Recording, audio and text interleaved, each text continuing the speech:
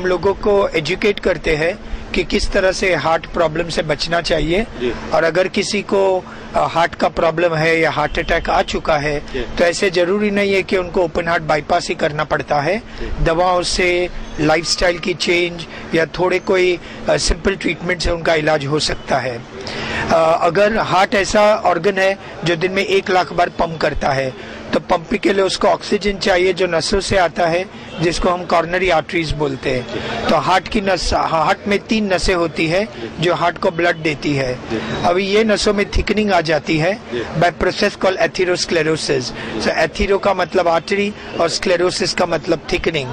सो जब थिकनिंग आ जाती है तो हार्ट को बराबर ब्लड नहीं पहुंचता है और छाती में दर्द हो सकता है जिसको हम अंजाइना बोलते हैं, और इससे कभी कभी हार्ट अटैक भी आ सकता है। तो हार्ट का जो अलग अलग प्रोसेस है जिनमें डायबिटीज है, ब्लड प्रेशर है, कोलेस्टेरॉल है, हम हमारे बहुत इम्पोर्टेंट आंटी है मिसेस हमीदा आलाना। आंटी जी आ जाइए। आइए, आपको भी इनको कुछ हार्ट का बोलना चाहते हैं लोग। ये हमको बचपन से देखे हुए कि किस तरह से हमने हार्ट में काफी डेवलपमेंट करी।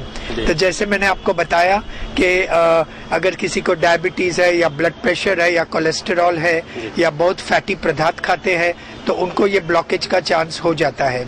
अगर किसी को छाती में दर्द हो या चलते वक्त उसको श्वास लगता हो या छाती की धड़कन बढ़ जाती हो या उल्टे हाथ में दुखता हो या गले में चोकिंग लगती हो या कंधे भारी हो जाते हो तो बहुत बार ये हार्ट के सिम्टम्स हो सकते हैं। कभी छाती में गैस या एसिडिटी भी हो तो ये हार्ट के सिम्टम्स हो सकते हैं। तो इसके लिए आपको अपना इन्वेस्टिगेशन करना बहुत ज़रूरी है। इसमें थोड़े ब्लड टेस्ट होते हैं जैसे ECG है, इको का टेस्ट है, उसमें हाथ की पंपिंग कैसी है, फिर स्ट्रेस टेस्ट है जो मशीन पे चला के देखते हैं, फिर एक न्यूक्लियर टेस्ट है जिसको थैलियम टेस्ट बोलते हैं, और एक एंजियोग्राफी होता है। आजकल एंजियोग्राफी 2 टाइप की होती है। एक तो CT एंजियोग्राफी होती है जिसमें वायर डाले बिना ही हम ब्लॉकेज वगैरह को देख सकते हैं। और दूसरी एक एंजियोग्राफी होती है जो पैर की नस से वायर में डालते हैं। तो ये जो CT एंजियोग्राफी होती है वो CT स्कैन मशीन में डालते हैं आपको, और 2 मिनट लंबा सांस लेना पड़ता है और हार्ट की सब नसें उसमें मालूम पड़ जाता है। तो अगर किसी को ब्लॉकेज का प्रॉब्लम हो तो उसके 3 सोल्यूशन है। एक तो मेडिकल ट्रीटमेंट है, दूसरा एंजियोप्लास्टी है और तीसरा है ओपन हार्ट बाईपास सर्जरी। लेकिन आजकल 95% केसेस को हम लाइफस्टाइल चेंज और मेडिसिन से ही ठीक हो जाता है। एट द मोस्ट उनमें एक स्टेंट डालनी पड़ती है। स्टेंट 2 प्रकार की आती है, एक तो मेटल स्टेंट होती है, दूसरी सोल्यूबल स्टेंट होती है। मेटल स्टेंट होती है वो उसके लिए ब्लड थिनर लेने पड़ते हैं, लेकिन जो सोल्यूबल स्टेंट है वो स्टेंट ही पिघल जाती है।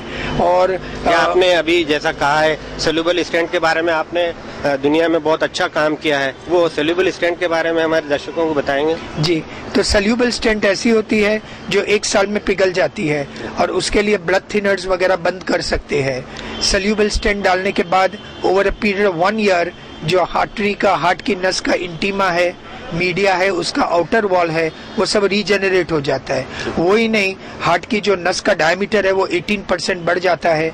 ऐसे है कि जैसे अल्लाह ने नई नस ही किसी को दे दी। तो ये इसका कॉन्सेप्ट है और ये बहुत पावरफुल कॉन्सेप्ट है। ये मुंबई में होता है ऑपरेशन? हाँ, मुंबई में हमने अभी तक 500 केसेस किए और अभी तक हमारे पेशेंट काफी खुश है। और जो हार्ट फेलियर के पेशेंट है जिनका हार्ट का पंपिंग बहुत कम हो गया है उसमें भी हम सोल्यूबल स्टेंट यूज करते हैं। जिनको डायबिटीज है, जिनके पैरों में बरोबर सर्कुलेशन नहीं जा रहा है और पैरों की नसों में ब्लॉक आ गया है, उसमें भी सोल्यूबल स्टेंट डाल के हम सर्कुलेशन को रिस्टोर करते हैं। हार्ट फेलियर में जिधर हार्ट की पंपिंग कम हो गई है उधर हम एक डिवाइस डालते हैं जिससे हार्ट की पंपिंग इंप्रूव हो जाती है। तो ये हमारे एक्चुअल अभी काम चल रहा है, लेकिन ये सब टेक्नोलॉजी डेवलपमेंट के साथ साथ हम प्रिवेंशन में बिलीव